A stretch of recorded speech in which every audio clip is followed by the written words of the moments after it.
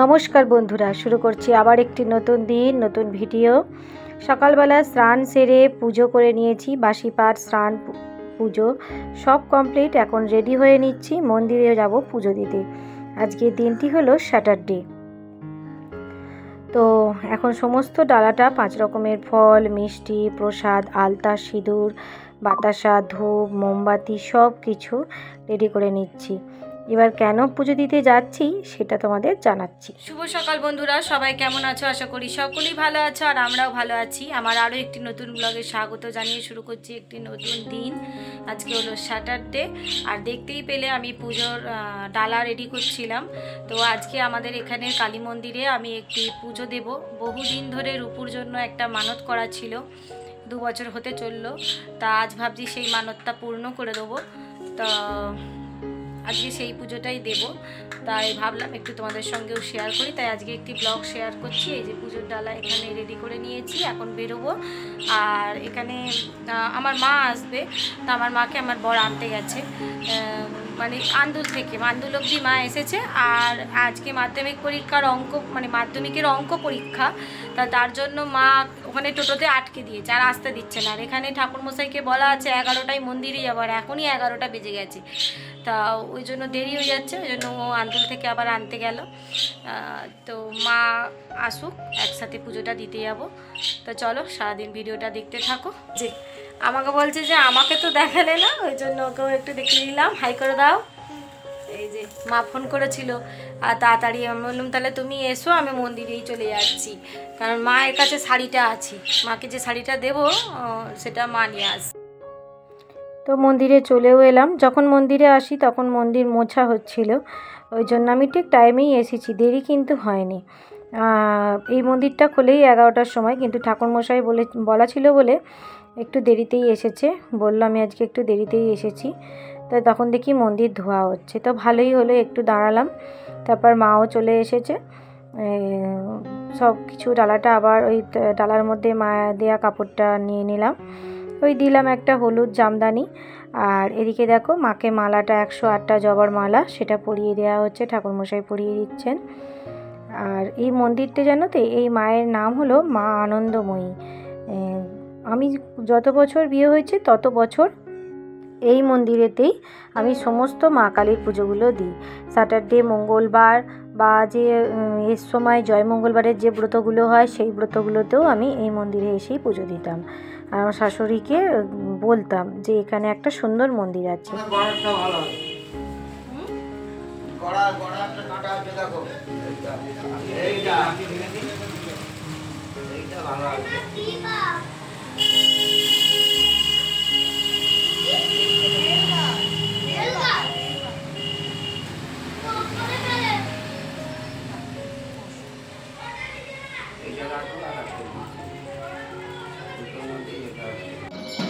তো দেখতেই পেলেন ঠাকুরমশাই আমাকে বেলকাটাটা গোড়ার দিকে ছাড়িয়ে দিল, যেটা দিয়ে আমি মানত সম্পূর্ণ করব।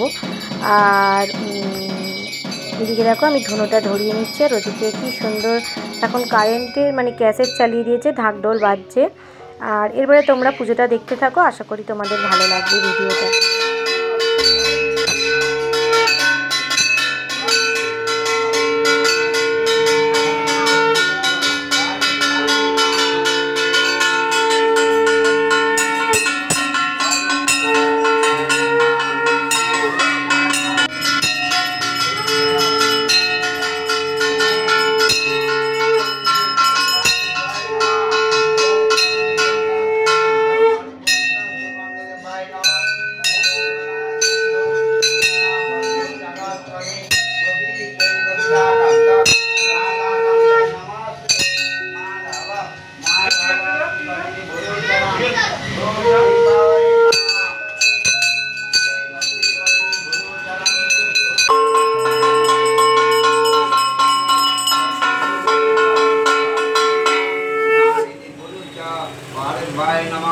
ओम गंगे वन्नदास्त्री द्वैत श्री दक्षिणा काली की पूजा उपकन्याम गोत्रायाम दासी प्राणिप परिबं स्वस्ति यो दोषी श्रीयोजस्विनी दास परिपुरिच अक्षुण्णदाचरं देवश्च परिपुरिच सुगन्धिर्वाय नमः अक्षुण्णदाचरं फाल्गुन मासे कृष्ण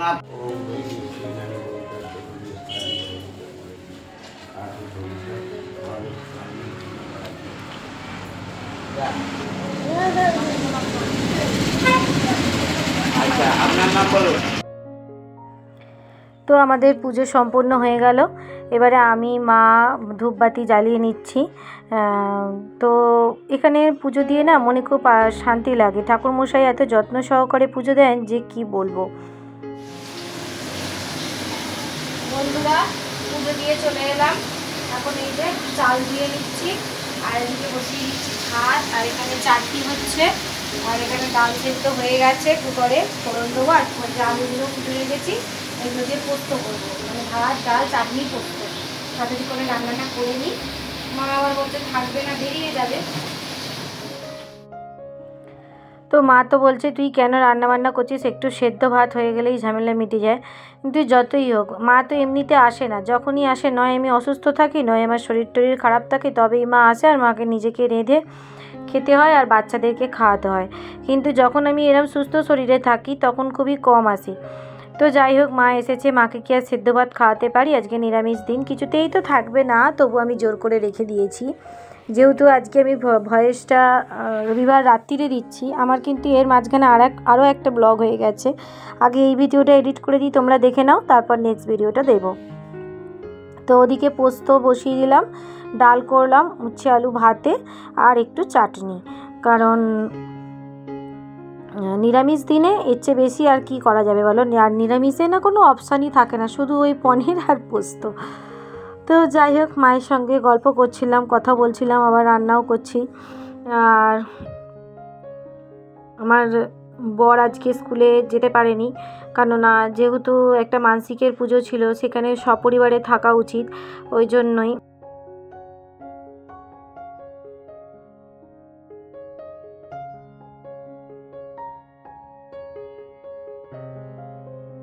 তো আছে ভাত বাড়িতে, আর এটা আলু করলা ভাতে, আলুগুলো হলুদ, কারণ ওখানে ডাল দিয়ে, ডালের মধ্যে আলুটা হয়েছে আর ভাতের মধ্যে করলাটা হয়েছে। আর তারপরে এই যে ডাল, তারপরে পোস্ত, তারপরে চাটনি, এই হলো আমাদের।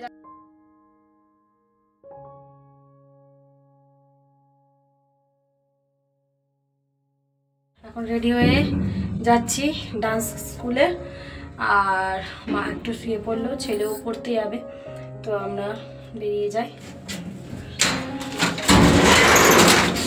খেলাম, বাসন টাসন মাজলাম, বাবা এটা কি শক্ত।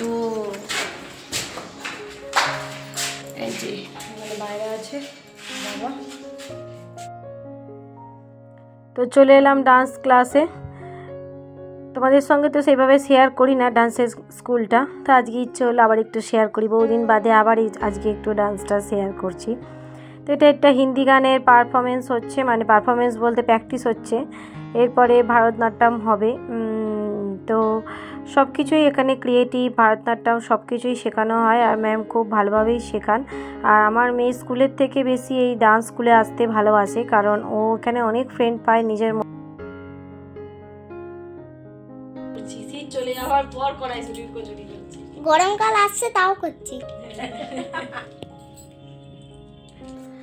তো বন্ধুরা এখন আমরা একটু সন্ধ্যেবেলা এই যে মুড়ি নিয়ে বসলাম, শসা মুড়ি ঝুড়ি ভাজা, আর এখানে আছে চা, এই যে গ্লাসে আছে মায়ের দুধ চা আর আমাদের আছে লিকার চা।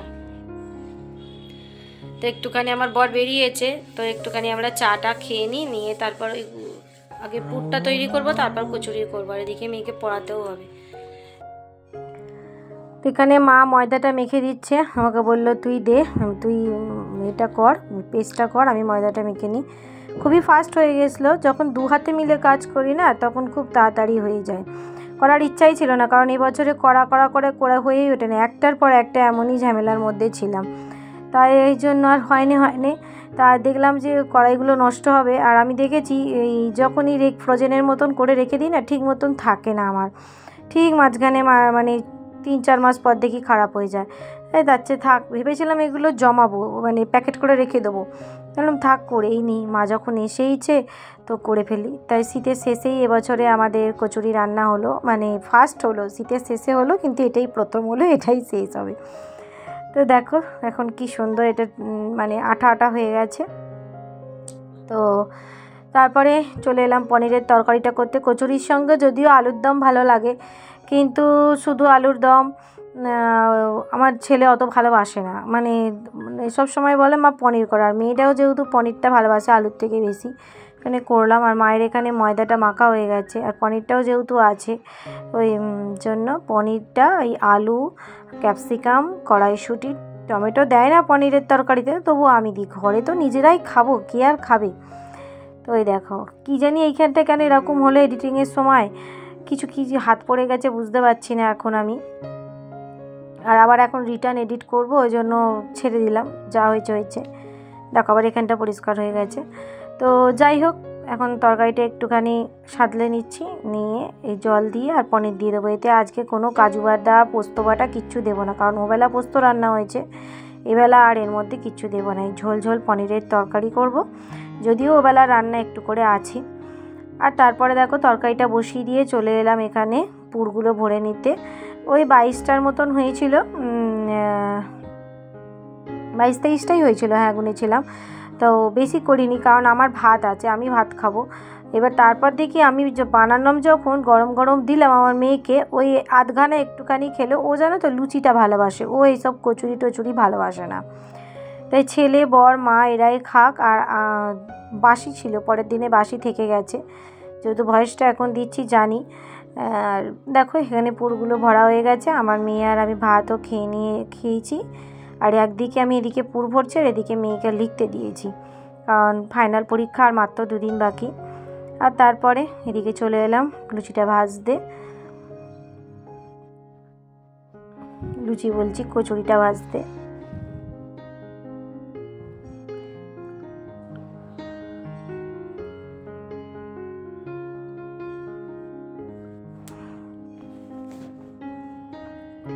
একটাও কিন্তু ফেটে যায়নি। অন্যান্যবার যখন কচুরি করি ভালো করে স্প্রেড না করে দিলে জিনিসটা ফেটে যায়, এক জায়গায় জড়ো হয়ে যায় ভেতরের পুরটা, কিন্তু এবারে আমার একটাও ফাটেনি, একদম প্রত্যেকটা নিট অ্যান্ড ক্লিন হয়েছে, আর ফুলেওছে, এত সুন্দর হয়েছিল নিজেকে নিজে বলতে নেই। মা বারবার বলছিল যে মা কি সুন্দর করেছিস, তুই তো আমার চেয়েও ভালো করতে শিখে গেছিস কচুরি বলে। যাই হোক, এই যে আজকে তাহলে আমাদের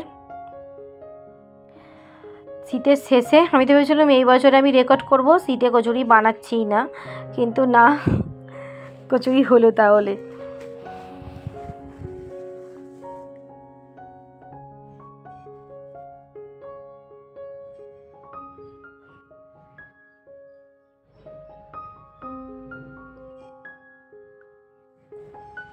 দেখছো প্রত্যেকটা কিন্তু খুব সুন্দর ফুলছে।